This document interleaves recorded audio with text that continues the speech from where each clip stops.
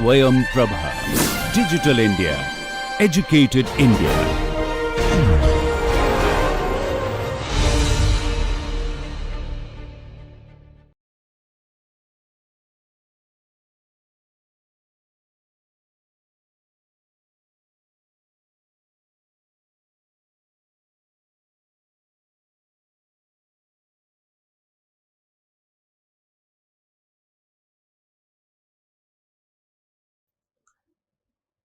নমস্কার, আমি ডক্টর শুভ্রদীপ্ত সরকার।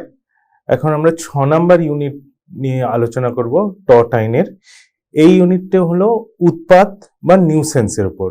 তো এখানে আমরা দেখব যে নিউসেন্সের কিছু প্রকারভেদ, কি বৈশিষ্ট্য আছে এবং এর কিছু ইম্পর্টেন্ট কিছু মামলা সেগুলো আমরা দেখব এবং কি কি প্রতিকার আছে সেগুলো নিয়ে আমরা এখানে আলোচনা করব।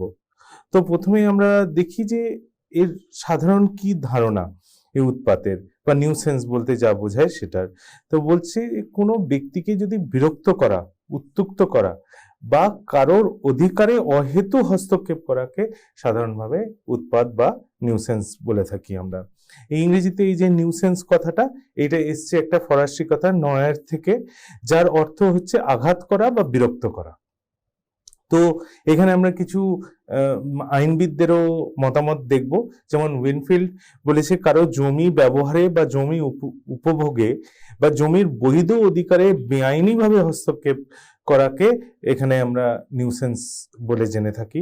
পোলক বলেছে যে অন্যায় বা অবৈধ কাজ বা কোনো ব্যক্তিকে তার সম্পত্তি উপভোগ বা কতিপয় ক্ষেত্রে সাধারণ অধিকার প্রয়োগ বেআইনিভাবে হস্তক্ষেপ করে তাকেও আমরা নিউসেন্স বলি। মানে এখানে একটা কথা পরিষ্কার এখান থেকে, যে কোনো রকম যদি আমরা অবৈধভাবে কাউকে কোনো কিছু ব্যবহার করতে বা সেটা তার বা উপভোগ করতে যদি আমরা বাধা দিই অন্যায়ভাবে, তাকে আমরা নিউসেন্স বলে থাকি।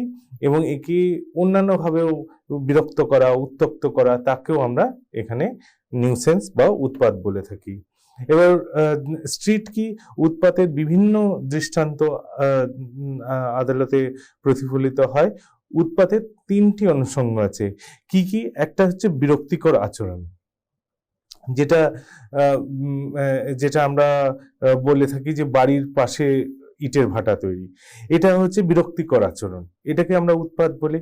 আবার ক্ষতিকারক আচরণ, যেমন প্রতিবেশীর উচ্চস্বরে গান বাজনা করা, সেটা যেমন এটা আরেক রকমের উৎপাত বলা যেতে পারে। আবার আইনি দায় দায়িত্ব লঙ্ঘন করা, যেমন বিষাক্ত ধোঁয়ার কারণে গাছপালা বিনষ্ট করা। তো এই 3 রকমই কিন্তু আমরা উৎপাত বা নিউসেন্স বলে থাকতে পারি। এবং এটা 3 ভাবে করেই কারো না কারো আমরা যে অধিকার আছে সেই অধিকারটা লঙ্ঘন করে থাকি। আচ্ছা, উৎপাতের কিছু সাধারণ উপায়, যেমন অসতর্কভাবে বিদ্যুৎ লাইন টানা, ধোঁয়া বা দুর্গন্ধ, আগুন বা গ্যাস, উচ্চ শব্দ বা হট্টগোল, তাপ ও সংক্রমণ ব্যাধি, এগুলো কিন্তু সবকিছুই কিন্তু উৎপাত বলে গণ্য করা হয়। এবার আমরা দেখি যে উৎপাতের শ্রেণী বিভাগ। এই উৎপাতের যখন আমরা শ্রেণী বিভাগ করি তখন আমাদের 2 রকমের জিনিস, একটা হচ্ছে আমরা বলে থাকি যে প্রাইভেট নিউসেন্স, আরেকটা হচ্ছে পাবলিক নিউসেন্স। এটা আমাকে বুঝতে হবে যে যেটা আমরা বলি যে গণ উৎপাত, আরেকটা হচ্ছে ব্যক্তিগত উৎপাত। এই গণ উৎপাত ব্যাপারটা কিন্তু এটা কিন্তু ফৌজদারি মামলার পড়ে। তো এটা নিয়ে আমরা এখন এখানে বিশেষ আলোচনা করব না। আমরা প্রাইভেট নিউসেন্স যেটা, সেইটা নিয়ে আমরা এখানে আলোচনা করব।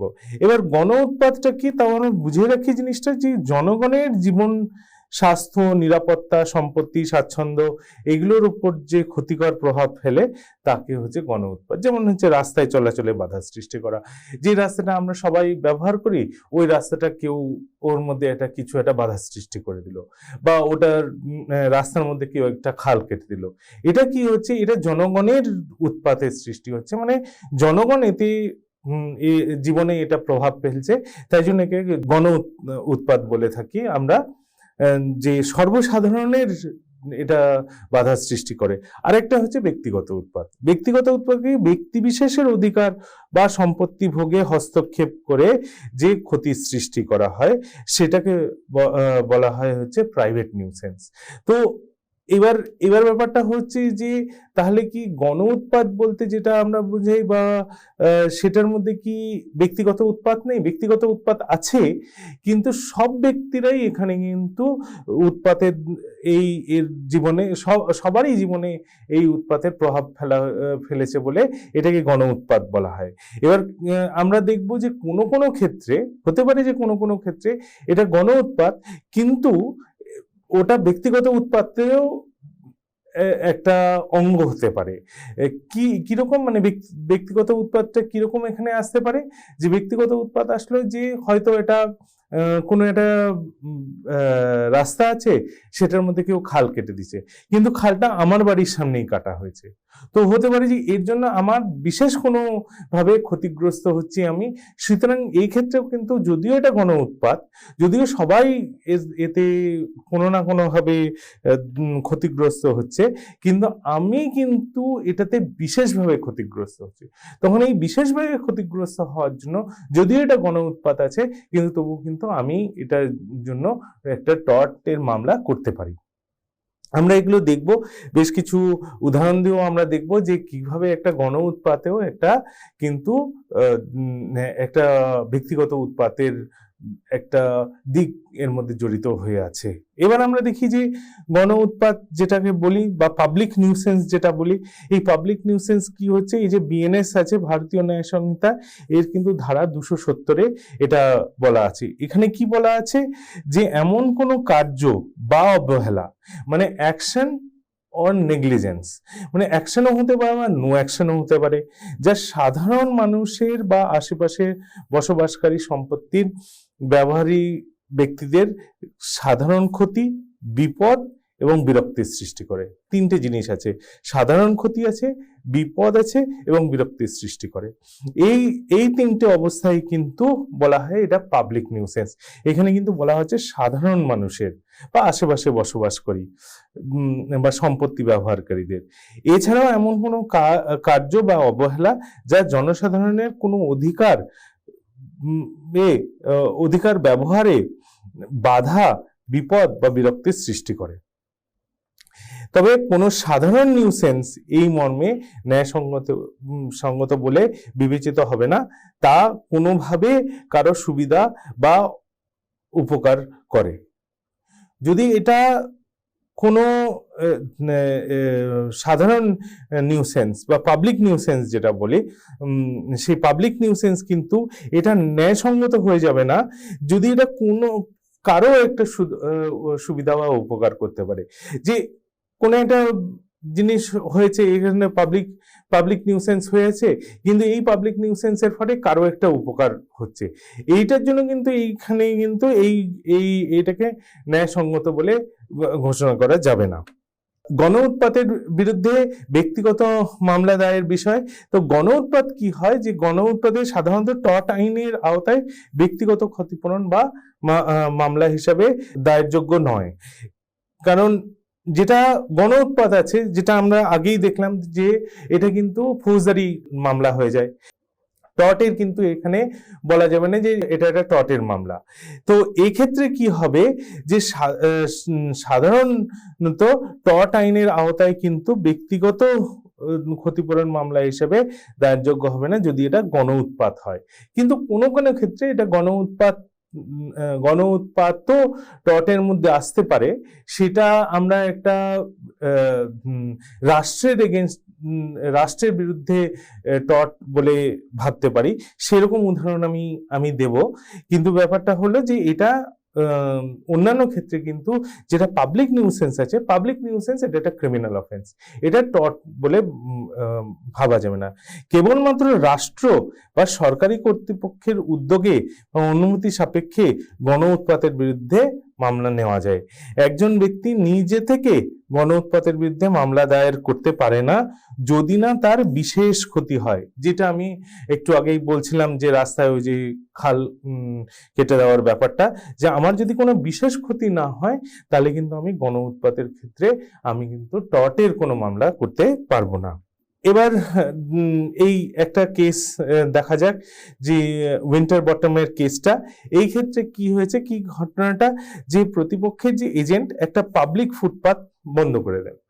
তো বাদী অভিযোগ করে যে তাকে কখনো বিকল্প পথে যেতে হয়েছে এবং কখনো বাধা সরাতে খরচাও করতে হয়েছে। কারণ কি হয়েছে, এরা যে পাবলিক ফুটপাত আছে ওটা বন্ধ করে দিয়েছে।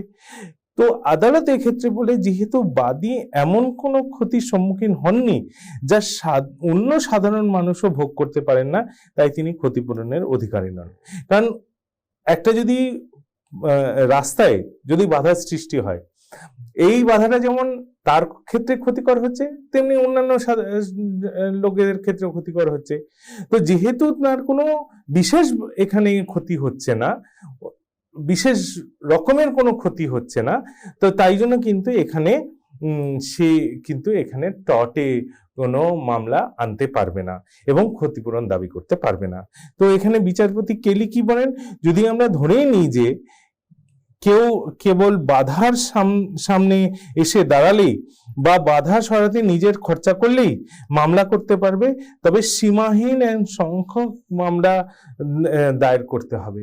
তাই তো এরকম তো সবারই হবে, যে সবারই অসুবিধা হচ্ছে, সবাই এটা এক্ষেত্রে একটা অন্যান্য রাস্তা দিয়ে যাচ্ছে বা সবাই খরচা করছে, তাহলে তো এরকম ভাবে অনেক মামলা হয়ে যাবে। তো সেইটা কিন্তু বাঞ্ছনীয় নয়। সেই জন্য এটা বললো যে এই ক্ষেত্রে উইন্টার বটমের ক্ষেত্রে বললো যে এরকম বিশেষভাবে কোনো ক্ষতি না দেখালে কিন্তু এরকম কোনো মামলা করা যাবে না। এইটা আবার একটু অন্যরকমের একটা কেস। এটা ডক্টর রামরাজ সিংহ ভার্সেস বাবুলাল। এই কেসটায় কি হয়েছে, যে প্রতিপক্ষ বাদীর বাসার পাশে একটা ইটের ভাটার মেশিন স্থাপন করা হলো।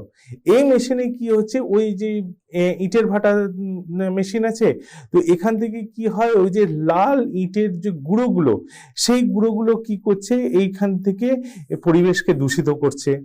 এবং সে কি হচ্ছে, ইনি একজন ডাক্তার, তাই তার চেম্বারে ঢুকে পড়ে, শারীরিক অস্বস্তির সৃষ্টি করে এবং রোগীদের এবং বাদীর কাপড়ে লাল ধুলোর প্রলেপ পড়ে যায়, যা চোখে দেখা যায়। তো এক্ষেত্রে কি হচ্ছে, কারণ তার ওখানে উনি একজন ডাক্তার হয়তো ওনার কাছে রুগীও আসে। তো এর ক্ষেত্রে কি হচ্ছে, যে এক্ষেত্রে কিন্তু একটা বিশেষ এনার কিন্তু একটা অসুবিধার সৃষ্টি হচ্ছে। এখানে বলছি যে বাদীর প্রতি বিশেষ ক্ষতি প্রমাণিত হয়েছে, আর যেহেতু বিশেষ ক্ষতি প্রমাণিত হয়েছে তাই কিন্তু এখানে একটা টর্ট সংগঠিত হয়েছে। মানে প্রতিপক্ষ স্থায়ী নিষেধাজ্ঞা দিয়ে বলা হয় যে তিনি সেখানে আর ইটের ভাটার মেশিন চালাতে পারবেন না। তো এখানে তাকে তার বিরুদ্ধে একটা স্থায়ী নিষেধাজ্ঞা দিয়ে দেয়। এবার আরেকটা কেস আমরা দেখে নেব, যেটা টর্ট আইন অনুযায়ী একটা পাবলিক নিউসেন্সের মামলা। যেটা আমি বলছিলাম যে গণ উৎপাত, সেই গণ উৎপাতে এমনি কিন্তু মামলা টর্টে হয় না, কিন্তু এখানে একটা ব্যতিক্রম আমরা দেখতে পাচ্ছি। যে এইখানে কি হলো, এটা রতলাম পৌরসভা বদ্রীচন্দ্রের একটা কেস।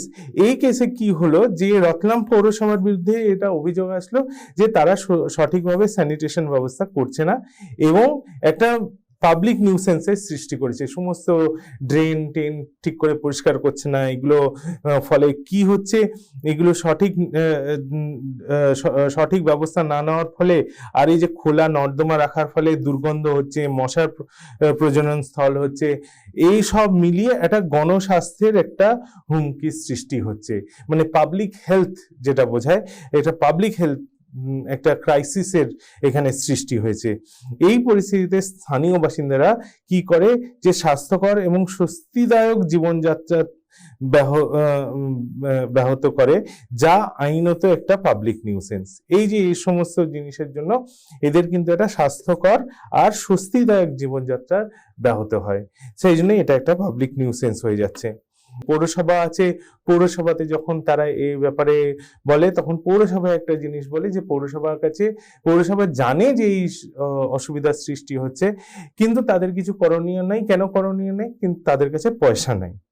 এবার যেহেতু এইগুলো ঠিক করতে যে পরিমাণ পয়সার দরকার হবে সেটা তার কাছে নাই, তাহলে এখানে একটা মূল প্রশ্ন এটা হয়ে ওঠে যে আইন দ্বারা প্রতিষ্ঠিত সংস্থা, মানে যেটাকে আমরা স্ট্যাচুটরি বডি বলে, এবং তারা কিছু কাজ করতে বাধ্য, এবং তারা সক্রিয়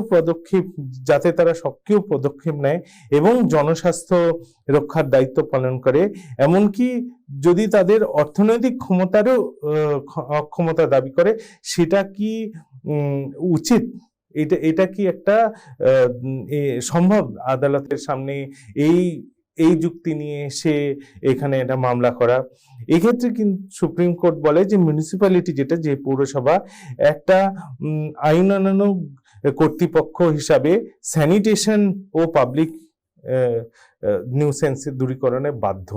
তারা যেহেতু এটা স্ট্যাচুটরি বডি, সেই জন্য কি হয় কি তারা কিন্তু এই স্যানিটেশন আর পাবলিক নিউসেন্স এটা কিন্তু দূর করতে তারা বাধ্য।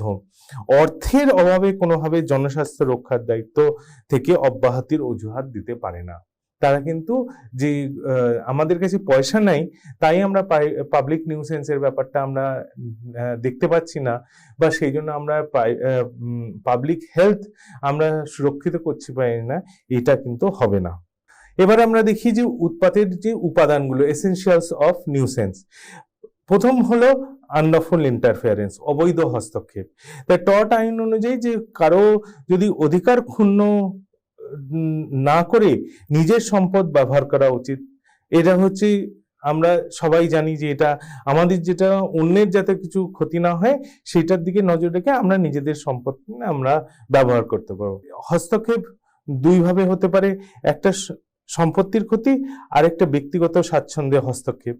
সম্পত্তির ক্ষতি হিসাবে যে উৎপাত হয় সেটা কি হয়, যে পরোক্ষ অনধিকার প্রবেশ, যেমন গাছের ডাল মূল অন্যের জমিতে প্রবেশ, এটা হলো সম্পত্তির ক্ষতি। আলো বাতাস চলাচলে বাধা, গ্যাস ধোঁয়ার অনুপ্রবেশ, এগুলো হচ্ছে উৎপাত। আর এই ব্যক্তিগত স্বাচ্ছন্দ্যে হস্তক্ষেপের মূল্যায়ন কিভাবে হলো কি, যুক্তিযুক্ততা ও সামাজিক গ্রহণযোগ্যতার নিরিখে বিচার হয়। যে পরিস্থিতি, সময়, স্থান, পদ্ধতি, ফলাফল বিবেচনায় গুরুত্বপূর্ণ। আর শান্তিপূর্ণ কাজও যদি বিদ্বেষমূলকভাবে করা হয় তা উৎপাত হতে পারে। যে শান্তিপূর্ণ কাজ করছে কিন্তু সেটা বিদ্বেষমূলকভাবে করা হচ্ছে, সেটা সাময়িক বিরক্তি উৎপাত নয়।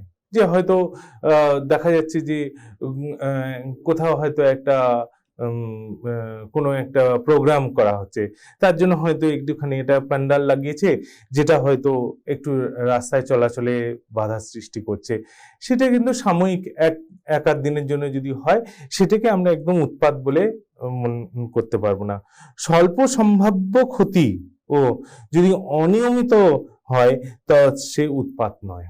আর সংবেদনশীল ব্যক্তি বা অঙ্গের প্রতি বিশেষ প্রতিক্রিয়া মানে উৎপাত নয়। যদি আমি ভীষণ সেন্সিটিভ হই, সেই ক্ষেত্রে যদি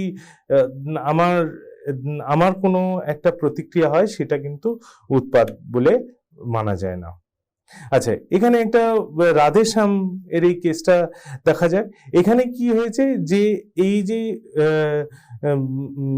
গুরপ্রসাদ এখানে স্থায়ী নিষেধাজ্ঞার মামলা করেন, যাতে কি জন্য, যাতে রাধেশ্যাম তাদের বাড়িতে আটা মেশিন যেটা আছে, আটা চাক্কি যেটাকে আমরা বলি, সেই স্থাপন এই চলাচল থেকে বিরত রাখা যায়। এখানে বাদী এই একই ভবনে প্রথম তলায় বসবাস করছেন এবং অভিযোগ করেন যে ওখানে তারা উপর তলায় আছে, নিচে এই আটার মেশিনটা আছে। এর জন্য কি হয় কি, মেশিন চালু হলে তীব্র শব্দ উৎপন্ন হয়, তাদের মানসিক শান্তি ব্যাহত হয় এবং স্বাস্থ্যের ক্ষতির সম্ভাবনা আছে। তো এইগুলো কিন্তু ক্ষতি বাদীর এক্ষেত্রে হতে পারে। আদালত কি বলে এটার মধ্যে দিয়ে, এই ক্ষেত্রে আদালত এটা বলে যে ইতিমধ্যেই খুব কোলাহলপূর্ণ এলাকায় আছে, তো এটা আরো শব্দ বৃদ্ধি হলে তা বাদীর শারীরিক আরামের জন্য মারাত্মক ব্যাঘাত ঘটায়। তার ফলে এটা একটা নিউসেন্স বলে গণ্য করা হয়, এটা একটা উৎপাত বলে গণ্য করা হয়। তাহলে বাদী নিষেধাজ্ঞা পাওয়ার অধিকারী এবং প্রতিপক্ষ দলের মিল চালানো নিষিদ্ধ করা হয়। এক্ষেত্রে একটা কিন্তু জিনিস দেখার আছে যে এই জায়গায় সে কিন্তু যেখানে থাকে ওটা ইতিমধ্যেই কোলাহলপূর্ণ, কিন্তু তার উপরে এই মেশিন চালিয়ে তার কিন্তু একটা বিশেষ ক্ষতি হচ্ছে। মানে এমনিতেই এত আওয়াজ, তার মধ্যে এই মিলটা বসানোর জন্য তাতে কিন্তু আওয়াজ আরো বেড়ে যাবে, আরো বেশি এর ফলে কিন্তু বাদী আরো বিশেষভাবে ক্ষতিগ্রস্ত হবে। কারণ ওই যে মিল মেশিনটা আছে ওটা বাদীর যে যে বিল্ডিং এ থাকে সেই বিল্ডিং এর নিচতলায় আছে, বাদী উপরের তলায় থাকে। সেক্ষেত্রে কিন্তু এটা বাদীর ক্ষেত্রে নিউসেন্স বলে গণ্য করা হলো। এর পরের কেসটা আমরা দেখি, যেটা ষণমুগাপাল চেটিয়ারের কেস। এই কেসে কি হয় যে বাদী প্রতিষ্ঠান পঞ্চায়েত ইউনিয়নের অনুমতি নিয়ে একটা ফ্যাক্টরি স্থাপন করেন, যেখানে তুলা প্রক্রিয়ন করা হতো। পরে প্রতিপক্ষদের পাশের জমিতে ইট ভাটা চালানোর লাইসেন্স দেওয়া হয়। তাহলে প্রথমে একটা বাদী এটা ফ্যাক্টরি স্থাপন করলো যেখানে তুলা প্রক্রিয়াকরণ হবে, আর তার পাশের যে জমিতে সেই জমিতে একটা ইট ভাটা চালানোর একটা লাইসেন্স দেওয়া হয়। এই ক্ষেত্রে বাদীর কি অভিযোগ রয়েছে যে ইট ভাটা থেকে নির্গত ধোঁয়া তুলার গুণমান নষ্ট করে দেবে, আর বাতাসে উড়ে আসা যে স্ফুলিঙ্গগুলো এটা ফ্যাক্টরি বা গুদামে আগুন লাগাতে পারে। তো সেই জন্য আর কি বাদী এর বিরুদ্ধে একটা মামলা দায়ের করে। এই ক্ষেত্রে আদালত কি রায় দেয় যে এইখানে প্রস্তাবিত যে ইটভাটা স্থাপন এটা একটা অ্যাকশনেবল নিউসেন্স, আর বাদী তাতে আপত্তি জানানো এবং নিষেধাজ্ঞা চাওয়ার অধিকার রাখেন। তো এখানে কি গুরুত্বপূর্ণ যে মিউনিসিপ্যালিটির অনুমতি থাকলেও তা বাদীর নিউসেন্স প্রতিরোধের অধিকার হনন করে না। কারণ এখানে যদিও ওই যে ইট ভাটার জন্য মিউনিসিপ্যালিটির লাইসেন্স ছিল, অনুমতি ছিল, কিন্তু এটা যে বাদীর ক্ষেত্রে যে এটা একটা উৎপাতের সৃষ্টি করবে সেটা কিন্তু এটা অস্বীকার করা যায় না। এক্ষেত্রে কি হয় যে নিউসেন্স এখনো ঘটেনি, তবুও তা ঘটার সম্ভাবনা থাকলে তা প্রতিরোধ করার অধিকার স্বীকৃত হয়েছে। যে এখানে কিন্তু এখনো নিউসেন্সটা হয়নি, হবে, সেটারও কিন্তু প্রতিরোধ করার এটা অধিকার রয়েছে। এবার আমরা উষাবেন বনাম ভাগ্যলক্ষ্মী চিত্র মন্দির, এই কেসটা আমরা আগেও আলোচনা করেছি। এখানে এই কেসটাতে কি হয়েছে আমি আরেকবার এখানে বলছি। এই কেসটায় কি হয়েছে, এই যে জয় সন্তোষ সিনেমা এই চলচ্চিত্র প্রদর্শনের ক্ষেত্রে একটা কেস হয় যেখানে বাদী এই প্রদর্শন বন্ধ করার জন্য মামলা করেন। কেন মামলা করেন? কারণ এটাতে বলা হয় যে এই চলচ্চিত্রে যে দেবী সরস্বতী লক্ষ্মী পার্বতীকে ভীষণ হিংসুক আর উপহাসের পাত্র হিসেবে দেখানো হয়েছে, যা তার ধর্মীয় অনুভূতিকে আঘাত করেছে। মানে এইখানে কিন্তু এই ধর্মীয় অনুভূতিটাকে একটা নিউসেন্স বলে ধরা হচ্ছে। এখানে আদালত বলে যে ধর্মীয় অনুভূতিকে আঘাত আইনি অন্যায় নয়, কোনো আইনি অধিকার লঙ্ঘিত হয়নি, তাই জন্য মামলা খারিজ করে দেওয়া হয়। কেবল ধর্মীয় অনুভূতিতে আঘাত লাগার ঘটনাকে নিউসেন্স বলে বিবেচনা করা যায় না। কেবলমাত্র যদি শুধু ধর্মীয় অনুভূতিকে আঘাত লাগে তাহলে এটা কিন্তু নিউসেন্স হিসেবে বিবেচনা করা যায় না।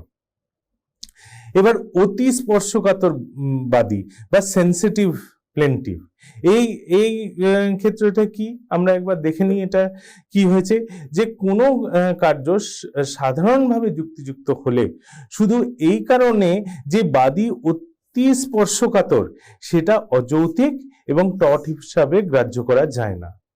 টর্ট হিসাবে এটা গ্রাহ্য করা যায় না, এমনকি যদি ক্ষতি বাস্তব এবং গুরুত্বপূর্ণ হয়। যদি কোনো শব্দ বা আওয়াজ যা সাধারণ ব্যক্তিকে বিরক্ত করে না, শুধুমাত্র বাদীর কাজ বা ঘুমে বিঘ্ন ঘটায়, তাহলে বাদীর বিরুদ্ধে নিউসেন্স গণ্য হবে না।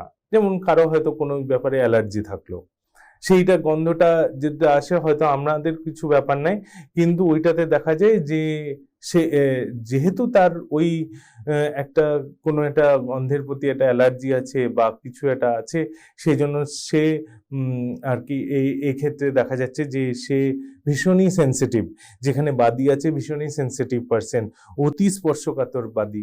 তো সেই ক্ষেত্রে কিন্তু এরকম বলা যাবে না যে এখানে নিউসেন্স হয়েছে।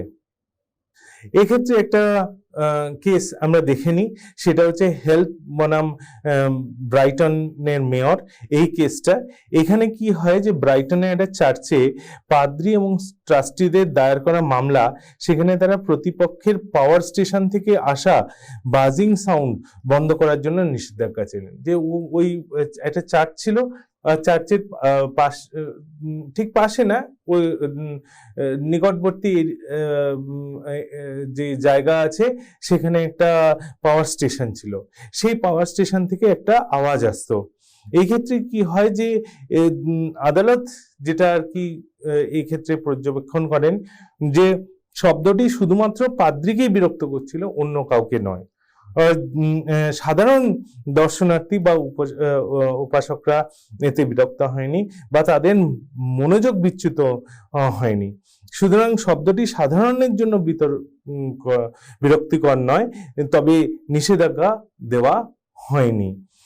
কারণ এটা বলে যে এই ক্ষেত্রে যে পাদ্রী যে বিরক্ত হচ্ছিলেন, একে কিন্তু ওভার সেন্সিটিভ বলে ধরে নেওয়া হয়।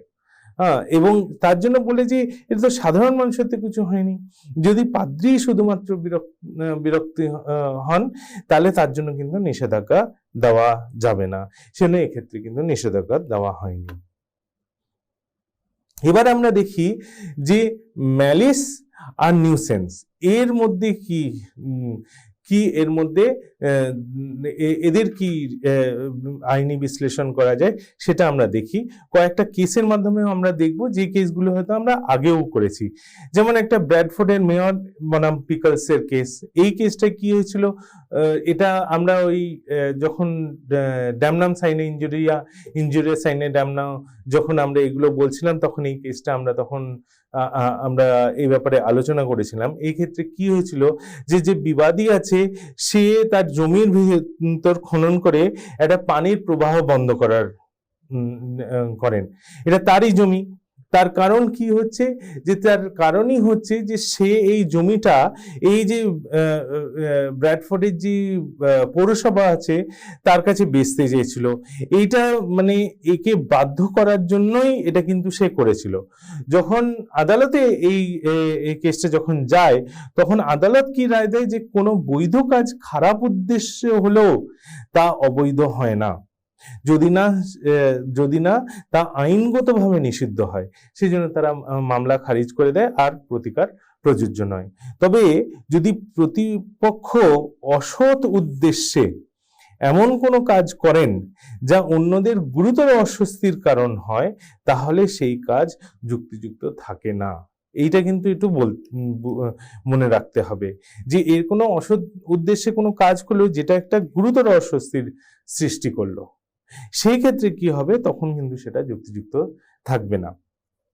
এবার ক্রিস্টি বনাম ডিভি, এই কেসটায় কি হলো, যে বাদী একজন কি সঙ্গীত শিক্ষক, যিনি তার বাড়িতে নিয়মিত মিউজিকের ক্লাস নিতেন।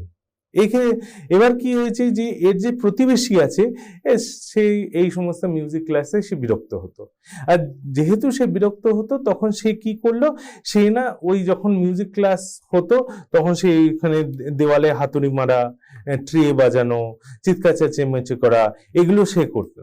এখন এটা দেখতে হবে যে এটা তো তার বাড়ি, এটা তো প্রতিবেশী যে তার বাড়িতে আছে, সে তো এগুলো করতেই পারে,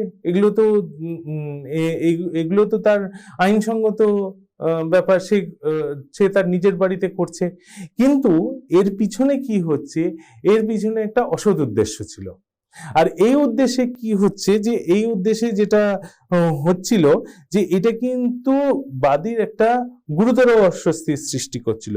কারণ কি জন্য গুরুতর অস্বস্তির সৃষ্টি করছিল, কারণ উনি একজন মিউজিক টিচার, আর মিউজিক টিচার হয়ে যদি এই সমস্ত জিনিসগুলো হতে থাকে, তখন তার মিউজিক প্র্যাকটিসেই বলো আর কাউকে শেখানোর ক্ষেত্রেই বলো, এটার ক্ষেত্রে বাধা সৃষ্টি করবে।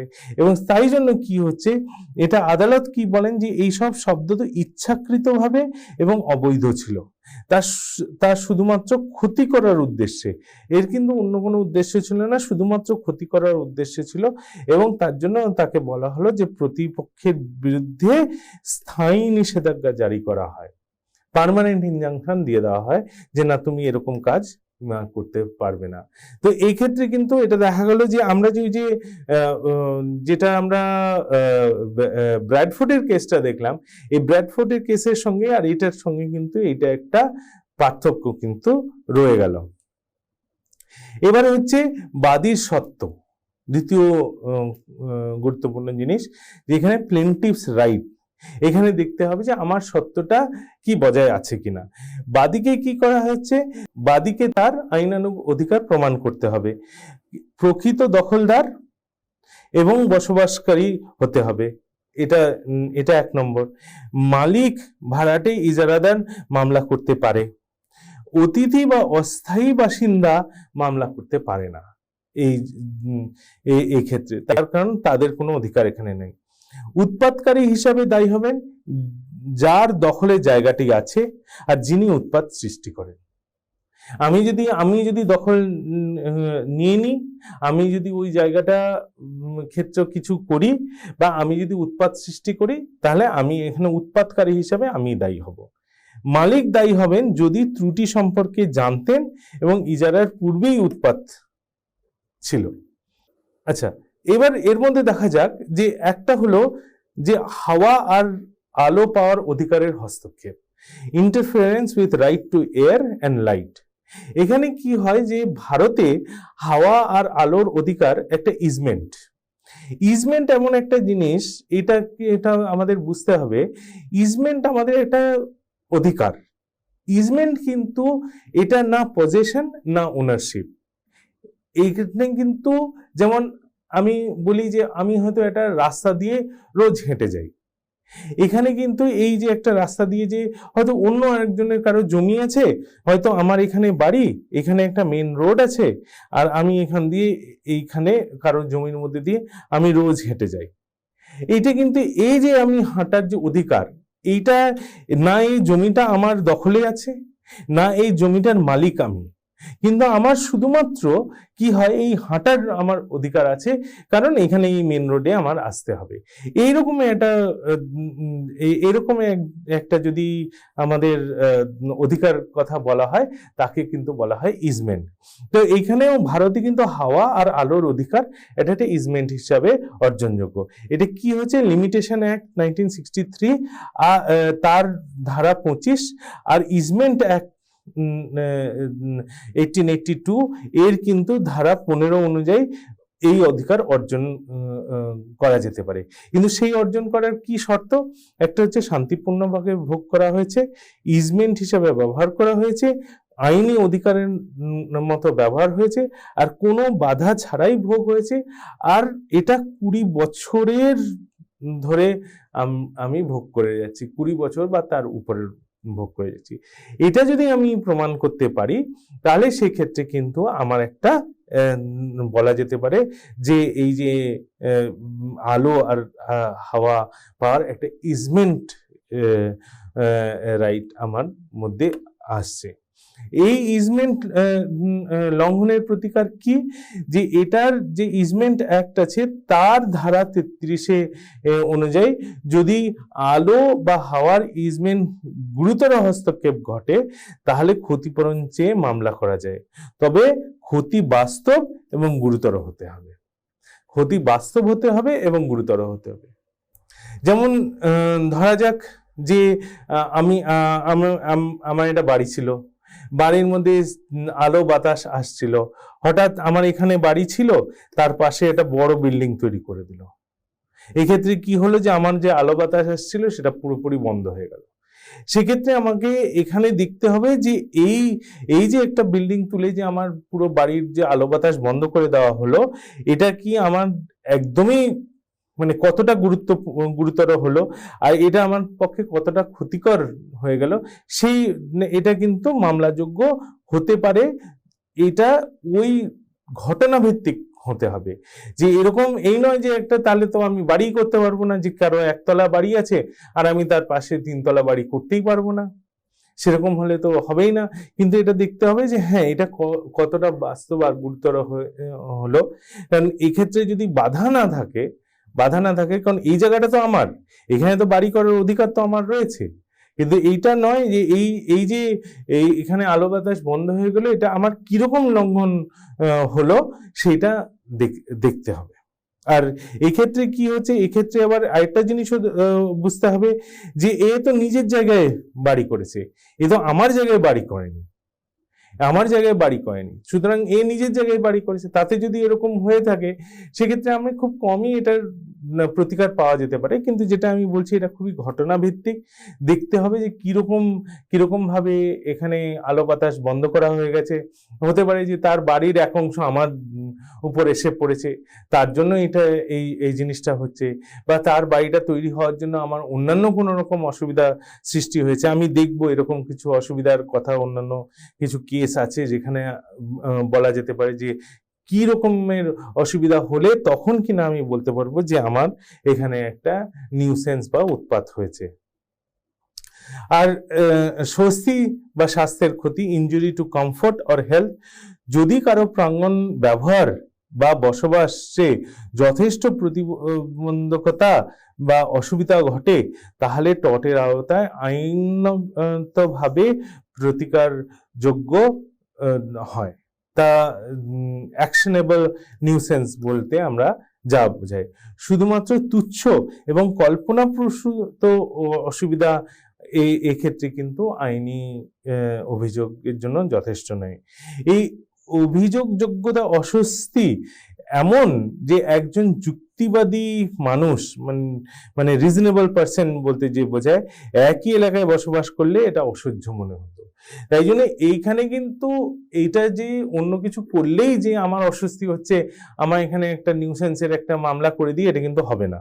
সবকিছু একটা দেখতে হবে। এই যেটা আগেও বলেছি যে ওভার সেন্সিটিভ হলে কিন্তু সেটাও হবে না। যেমন সঙ্গীতের মাধ্যমে আয়োজিত বিনোদনমূলক অনুষ্ঠানের কারণে বিশৃঙ্খল জনতার জমায়েত, এটা প্রতিবেশীর জন্য অস্বস্তিকর এবং নিউসেন্স। ধোঁয়া, শব্দ, দুর্গন্ধ যদিও স্বাস্থ্যকর নয়, তাও নিউসেন্স, তবুও নিউসেন্স ঘটাতে সক্ষম। আইনসম্মত পরিচালিত ব্যবসা বা যুক্তিযুক্ত সীমার মধ্যে প্রতিবন্ধকতা সৃষ্টি করলে তা সাধারণত নিউসেন্স নয়। যদি আমি কিছু আইন অনুযায়ী চলি এবং আমি যদি যুক্তি সঙ্গত সীমার মধ্যে থাকি, তবে কিন্তু এটা নিউসেন্স হয় না। যেমন কসাই, মদ প্রস্তুতকারক ইত্যাদি, তাদের বৈধ ব্যবসা বাড়ির কাছাকাছি বাড়ির জন্য বিরক্তিকর হলেও যতক্ষণ না তা আইনি মানদণ্ডে নিউসেন্স দাঁড়াচ্ছে ততক্ষণ কিন্তু অভিযোগ করা যায় না। একটা জায়গায় কেউ মাংস কেটে বিক্রি করে, এবার হয়তো আমি নিরামিষ ভোজি, আমি ওই মাংস কাটা আমার পছন্দ হয় না, আর হয়তো আমি ওটা দেখলেই আমার আমি ওভার সেন্সিটিভ, আমার হয়তো ভীষণই খারাপ লাগতে আরম্ভ করে।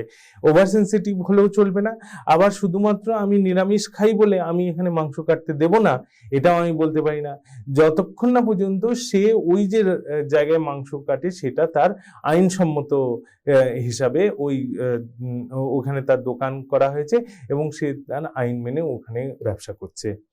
তবে যদি ব্যবসা এমনভাবে পরিচালিত হয় বা বাস্তবিকভাবে প্রতিবেশীদের স্বাস্থ্য এবং আরামে নেতিবাচক প্রভাব ফেলে, তাহলে কিন্তু অ্যাকশনেবল নিউসেন্স হয়ে যাবে।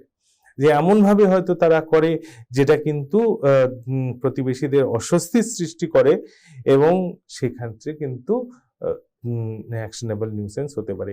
কিন্তু এই যে সব ঘটনাগুলো আমি যে বলছি, এটা সবই কিন্তু ঘটনা সাপেক্ষ, এটার মধ্যে কোনো নীতি কথা বলা যেতে পারে না।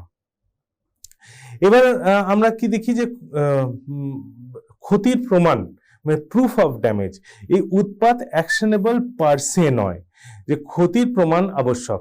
যেমন আমরা দেখেছি ট্রেসপাসে ক্ষেত্রে ওটা কিন্তু অ্যাকশনেবল পারসে, যে আমার কেউ এসে আমার জমিতে দাঁড়ালো তাহলেই কিন্তু একটা টর্ট হয়ে গেল। এখানে কিন্তু কিছু কেউ করলো তাহলে কিন্তু সেটা টর্ট হলো না, যতক্ষণ না পর্যন্ত সেটা আমার ক্ষেত্রে ক্ষতি সাধন করছে। এবং গণ উৎপাত ব্যক্তিগত ক্ষতির প্রমাণ ছাড়া মামলা করা যায় না, যেটা আমরা বলেছি বিশেষভাবে ক্ষতি হতে হবে। আর ব্যক্তিগত উৎপাতে কি হয়, কি ক্ষতি স্পষ্ট না হলেও প্রাসঙ্গিক উপাদান থাকলে ক্ষতি অনুমিত হয়। এখানে একটা এইখানে আমি একটা কেস বলি, যেটা আমি দেখাচ্ছিলাম, যে ওই যে বাড়ির আমি যে ছবি এঁকে আমি যে দেখাচ্ছিলাম, এইখানে দেখো এরকমই একটা কেস, এই ফের এই কেসটা, এই কেসে কি হয় যে বিবাদীর বাড়ির কার্নিশ প্রতিবাদীর বাগানের উপর ঝুঁকেছিল। তো যে কার্নিশটা বানিয়েছে সেটা কিন্তু প্রতিবাদীর বাগানের উপর ঝুঁকেছিল।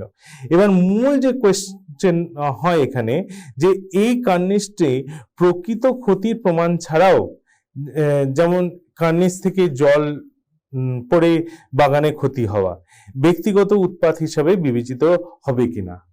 এখান থেকে এই যে কার্নিশটা আমার জমির মধ্যে চলে এসছে, এখান থেকে এই কার্নিশ থেকে যখন জল পড়বে, সেই জলটা আমার বাগানে পড়বে, তো সেই ক্ষেত্রে আমার এখানে ক্ষতি হবে কিনা, সেটা একটা মূল বিবেচ্য হয়ে ওঠে।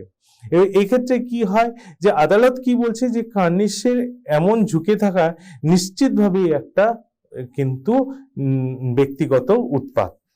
হ্যাঁ, আর আদালত মত দেয় যে ব্যক্তিগত অসুবিধার ক্ষেত্রে আইন ক্ষতির অস্তিত্ব ধরে নেয়, ফলে বাদী স্পষ্টভাবে ক্ষতির প্রমাণ দিতে হয় না। এখানে যে এখানে কি হয়েছে, যে এটা ধরেই নিল যে ওই যে ওইখানে যে কার্নিশটা ওর বাগানের মধ্যে পড়েছে, সেটা একটা ব্যক্তিগত উৎপাতের সৃষ্টি করছে।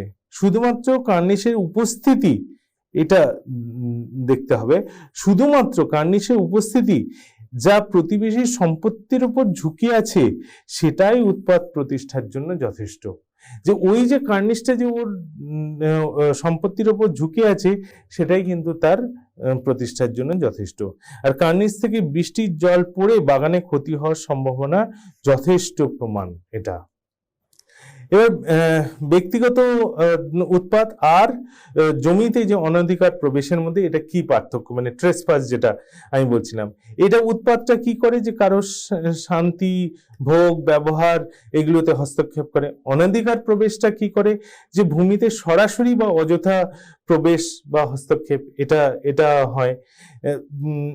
স্যামন্ডের মতে কি, যে দুটো পৃথক টর্ট। পোলক অনেক ক্ষেত্রে সাদৃশ্য থাকলেও ক্রমাগত ট্রেসপাস উৎপাত হয়ে দাঁড়ায়। যে ক্রমাগত ট্রেসপাস যদি আসে, যেমন একদিন হঠাৎ করে কেউ কারো জমিতে এসে বসে থেকে কিছু একটা করলো, এটা অনেক সময় যদি ভুলবশতও করে থাকে, তবেও কিন্তু সেটা ট্রেসপাস হয়, এটা টর্টে এটা মামলাযোগ্য হবে। কিন্তু এরকম দেখা যাচ্ছে এ মাঝে মাঝেই এসে ওখানে বসে থাকে, তখন কিন্তু এই যে ট্রেসপাস বলে যেটা আমরা বুঝছিলাম যে অনধিকার প্রবেশ, এটা কিন্তু একটা উৎপাতের পর্যায়ে চলে গেছে। স্ট্রিটের মধ্যে উৎপাতের পরিধি অনধিকার প্রবেশের তুলনায় বেশি। এবার যেমন একটা উদাহরণ, যে গাছের শাখা পাশের জমিতে ঢোকা, এটা উৎপাত। আর সরাসরি দেওয়াল তৈরি করা বা কিছু ফেলা, সেটা কিন্তু ট্রেসপাস। এবার ধোঁয়া, শব্দ, গন্ধ এগুলো উৎপাত। আর দেওয়াল পড়ে যাওয়া, এটা উৎপাত, ইচ্ছাকৃত প্রবেশ নয়। এটা এইগুলো কিন্তু আমরা কিছু উদাহরণের মাধ্যমে দেখছি যে উৎপাত আর ট্রেসপাসের মধ্যে কি পার্থক্য রয়েছে। উৎপাতে যেমন বাদীকে প্রকৃত ক্ষতি প্রমাণ করতে হবে, এটা প্রকৃত ক্ষতি প্রমাণ করতে হয়। আর ট্রেসপাস কি, ক্ষতি ছাড়াই প্রমাণযোগ্য, এটা অ্যাকশনেবল পারসে, যেটা একটু আগেও বলা হলো যে উৎপাতটা কিন্তু অ্যাকশনেবল পারসে নয়। এই যে ইনজুরিয়াস হয়নি ডামনো, মানে শুধু ইনজুরি আসছে, ড্যামেজ হয়নি, এটা কিন্তু উৎপাতের ক্ষেত্রে প্রযোজ্য নয়। কারণ উৎপাতে কিন্তু প্রকৃত ক্ষতি না হলে কিন্তু উৎপাতের কিন্তু কোনো সুরাহা হয় না উৎপাতের মামলায়। কিন্তু ট্রেসপাসে এটা প্রযোজ্য, ক্ষতি না হলেও এটা প্রতিকারযোগ্য। আর উৎপাতের ক্ষেত্রে কি হয় যে সাধারণত নিষেধাজ্ঞা বা অপসারণ দাবি করা যায়, এখানে ক্ষতিপূরণও দাবি করা যেতে পারে। আর ট্রেসপাসের ক্ষেত্রে সাধারণত ক্ষতিপূরণ দাবি করা হয়, প্রয়োজনে নিষেধাজ্ঞাও চাওয়া যায়। তো এইগুলো আমরা কিছু দেখলাম যে উৎপাত আর ট্রেসপাস, যেটা নিউসেন্স আর ট্রেসপাসের মধ্যে কি পার্থক্য সেগুলো আমরা দেখলাম। এখানে আমরা দেখে নিই যে নিউসেন্স আর নেগলিজেন্স, এই দুটো অনেক সময় আমরা এটা একটু গুলিয়ে ফেলি যে নিউসেন্স আর নেগলিজেন্সের মধ্যে উৎপাত আর অবহেলা, কিন্তু এরা কিন্তু দুটো আলাদা আলাদা জিনিস, এটা কিন্তু আমরা এক করতে পারি না। এবার আমরা দেখে নিই যে এই দুটো কিরকম ভাবে একে অপরের সঙ্গে এদের মধ্যে কি কি দুটোর মধ্যে সামঞ্জস্য আছে, আর কি এদের মধ্যে কিছু এদের ভিতরে কিছু পার্থক্য রয়েছে, সেগুলো আমরা দেখে নিই। দেখো, দুটোই টট, আর দুটোই টট, এবং দুটোই কিন্তু অনেক সময় কি হয় যে হয়তো অনেক সময় সেইভাবে কারণ ছাড়াও হয়ে যেতে পারে। দুটো ক্ষেত্রেই কিন্তু প্রতিবেশীদের কিন্তু একটা কি বলবো অসুবিধার সৃষ্টি হতে পারে, কিন্তু তবুও কিন্তু দুটোকে এক করা যেতে পারে না। আর সেই জন্য কিন্তু যে এখানে যেমন আমরা দেখছি যে অন্যের ভোগ বা শান্তিতে বেআইনি হস্তক্ষেপ করা, এটা আইন অনুযায়ী যত্ন না নেওয়া, মানে যা আমার আইন অনুযায়ী করা উচিত ছিল সেটা আমি কিন্তু করিনি। এখানে কি হয় যে আমার কিছু আইন অনুযায়ী কিছু কাজ থাকে, সেগুলো আমাকে করতে হবে। এটা হতে পারে যে আমি কোনো একটা কর্মচারী, সে আমার কিছু আইন অনুযায়ী কাজ আছে, আবার একটা দেশের নাগরিক হিসাবেও আমার কিন্তু আইনসঙ্গত কিছু যত্ন নেওয়া দরকার, সেটা আমরা অনেক সময় নিই না। সেই ক্ষেত্রে কিন্তু না নিলে কিন্তু তখন এটা অবহেলা হতে যায়। এটা হচ্ছে এটা সত্য প্রমাণ দরকার, আর এটাতে সত্য প্রমাণের দরকার নেই। এটা ক্ষতির অনুমেয়তা, এটা বিচার্য নয়, এটা বিবেচ্য আছে। সাবধানতা, এটা বাদীর আচরণ মুখ্য, এটা সাবধানতা অবলম্বন না হলে দায়ী হয়। এটা কিন্তু সাবধানতা, এটা বিবাদীর আচরণ মুখ্য, আর এখানে সাবধানতা অবলম্বন না করলে দায়ী হয়। দায়িত্ব কি আছে? অন্যের ক্ষতির সম্ভাবনা জেনেও হস্তক্ষেপ করা। যেমন অনেক সময় আমি জানি যে অন্যের ক্ষতি হবে, সেটা জেনেও আমি কিন্তু হস্তক্ষেপ করি। অনুমেয় ক্ষতির সম্ভাবনায় দায়িত্বহীনতা, এর কি হয়? এর পরিধি তুলনামূলকভাবে কম, এটা তুলনামূলকভাবে ব্যাপক। প্রমাণ কি হচ্ছে? বিবাদী যদি দায় স্বীকার করে তা বাদী রেহাই পায়। বিবাদী যদি দায় স্বীকার করে নেয়, এটা বিবাদীকে সব প্রমাণ দিতে হয়। যেটা হয় না কোনো একটা ক্ষেত্রে যে অবহেলা হলো, এই ক্ষেত্রে কি এটা কেন অবহেলা হলো, আমাকে দেখো এটা করা উচিত ছিল আইন অনুযায়ী, এটা করেনি। হয়তো কোনো একটা ইলেকট্রিসিটির কোনো একটা গন্ডগোল হয়েছে ওখানে, তো ওখান থেকে হয়তো লোকজন এসে কিছু একটা হয়তো কোনো একটা তার ছেড়ে দিয়ে চলে গেল, তখন আমাকেই এটা করতে হবে যে বাদীকে এটা প্রমাণ করতে হবে যে দেখো এই যে ইলেকট্রিকের কাজটা হয়েছিল, এই তারটা এরকম করে ছেড়ে দেওয়া উচিত নয়, তাতে অন্য কারো গায়ে লেগে তার কোনো বিপদ ঘটতে পারে। তো এই ক্ষেত্রে কি করছি যে আমি এখানে সব কিছু করছি, এই ক্ষেত্রে যে আর অন্য ক্ষেত্রে কিন্তু সেরকম হচ্ছে না।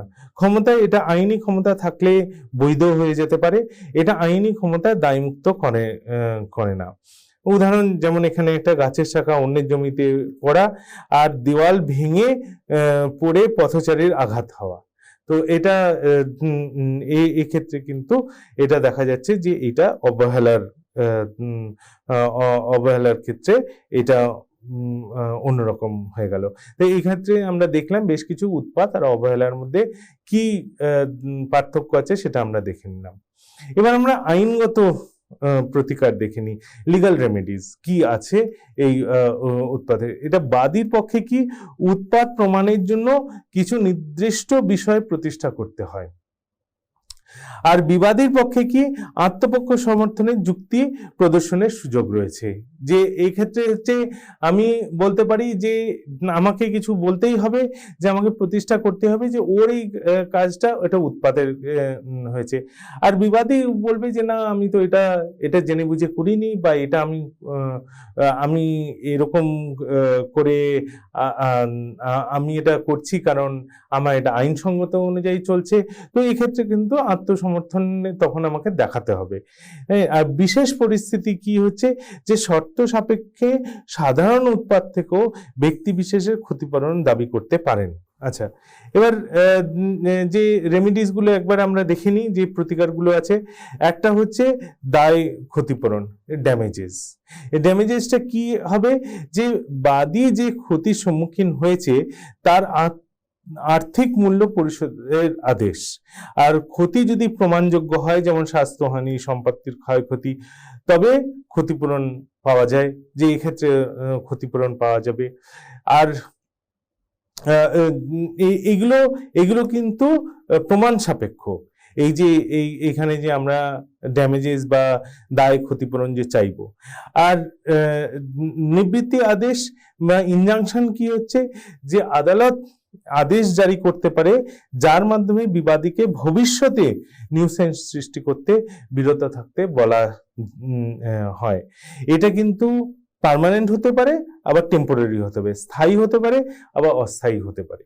যদি উৎপাতের পুনরাবৃত্তিমূলক হয়, তবে আদালত ইনজাংশন দেয় উৎপাত বন্ধ করতে। আর তারপরে কি আছে, সেলফ হেল্প আছে, স্বসহায়তা।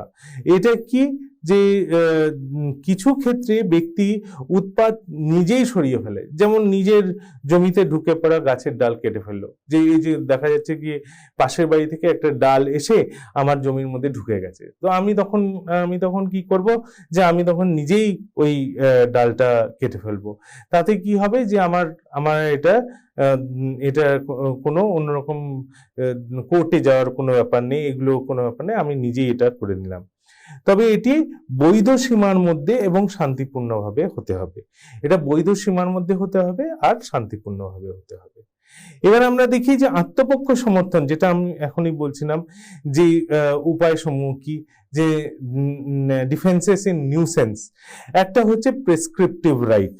ওই যে আমরা আগেই দেখলাম, যে কোনো একটা অধিকার যদি 20 বছর ভাবে শান্তিপূর্ণভাবে যদি আমরা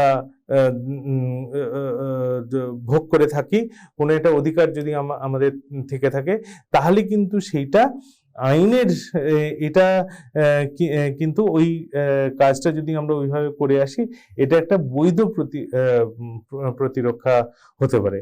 যেমন শব্দ বা ধোঁয়া উৎপাদন যা দীর্ঘদিন ধরে সয়ে নেওয়া হয়েছে, তখন কিন্তু এটা আমাদের একটা প্রেসক্রিপটিভ রাইট হয়ে যায়। ওই যে ইজমেন্টের আমরা দেখছিলাম, আমরা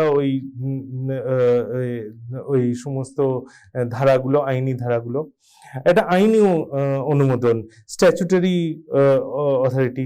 যদি বিবাদীর কার্যকলাপে কোনো বিধি বা আইনের অধীনে করা হয়, তাহলে নিউসেন্স হলেও দায়ী করা যাবে না। হয়তো আমরা পৌরসভা থেকে কিছু কাজ করছে, তাতে যদি কারো অসুবিধার সৃষ্টি হয়, যেমন মাঝে মাঝে আমরা দেখি যে হয়তো রাস্তায় কোনো খনন কার্য হচ্ছে, কোনো এই পাইপ লাইনের কাজ হচ্ছে, হচ্ছে, এটার জন্য যে আমরা খুঁড়ে রেখে দিয়েছি বা কিছু করা হচ্ছে, এগুলো কিন্তু কোনো সময় নিউসেন্স বা উৎপাত হিসাবে বলা যাবে না। এই যেমন রেলওয়ে ট্র্যাক নির্মাণ আইন অনুযায়ী এটা আওয়াজ সৃষ্টি করলেও নিউসেন্স নয়।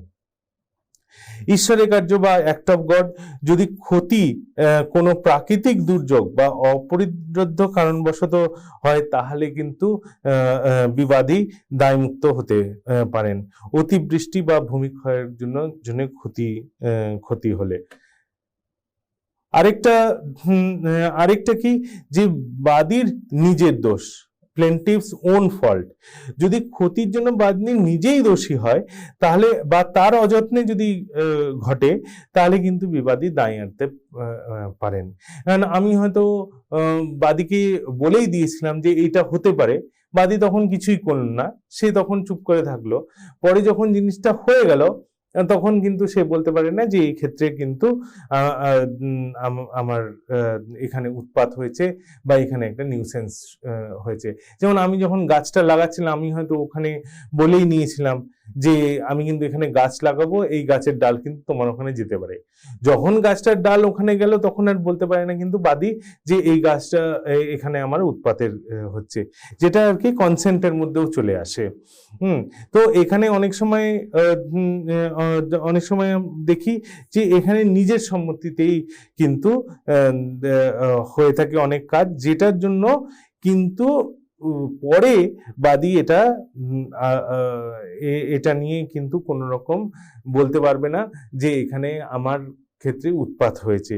যে কেউ কারখানার পাশে বাসা নিলে তার থেকে আসা শব্দ মেনে নেন, তো পরে বলতে পারবেন না যে এই কারখানার শব্দটা আমার ভালো লাগে না।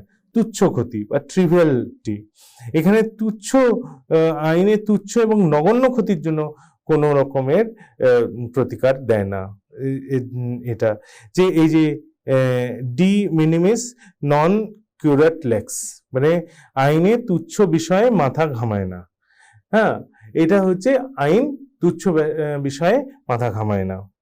ঠিক আছে, তাহলে আমরা দেখলাম যে কিভাবে করে এই যে নিউসেন্স বা যেটা উৎপাত, সেটার কি এখানে বৈশিষ্ট্য আছে, কি বেশ কিছু আমরা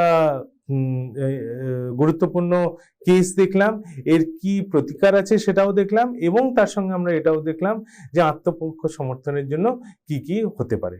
তো আশা করি এগুলো তোমরা সব বুঝতে পেরেছো ঠিক করে। ধন্যবাদ।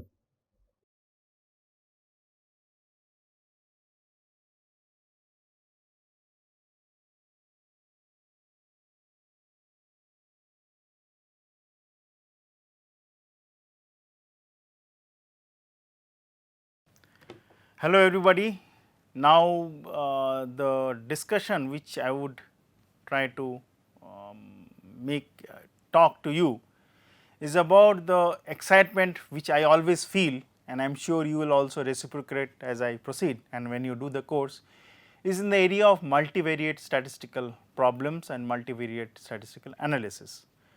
So, what we mean by multivariate? So, we know that statistics is a subject where you have a lot of data, you try to analyze that using different type of techniques like estimation problem, MCMC techniques, then forecasting and the area of time series analysis, and then try to basically find out the best forecasting tool which you have, such that you are able to gain the maximum amount of information from a set of data.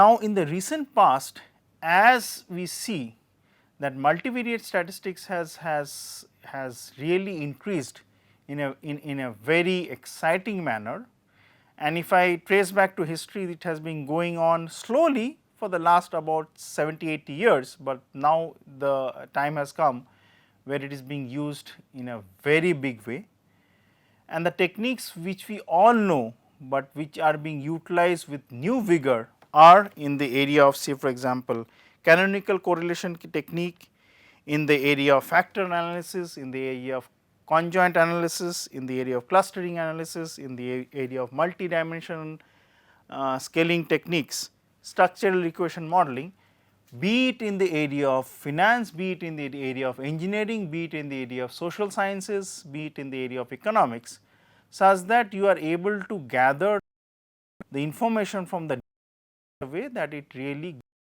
useful session.